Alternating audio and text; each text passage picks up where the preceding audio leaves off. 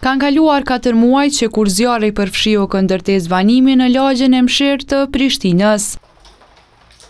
Nga ajo ditë deri të premten në këtë hapësirë nuk është ndërhyrë për riparim.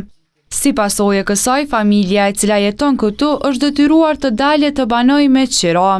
Shpresat për riparim pronari Luan Durmishi kishte tek komuna, me që kryetari i Prishtinës kishte premtuar mbështetje.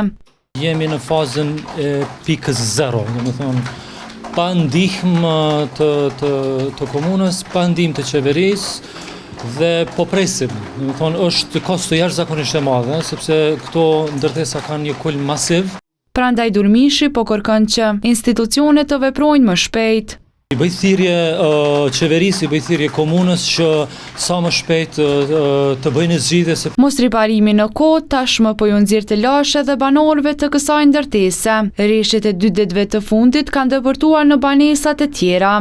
Pas rreshjeve intensive të shiut dhe borës, shiu po dëpërton të gjitha dhomat në gjitha pjesët e korridorit. Vlerësimi teknik dhe harmonimi institucional janë disa prej arsyeve që komuna e Prishtinës i dha kur u pyet rreth mos intervenimit në këtë ndërtesë.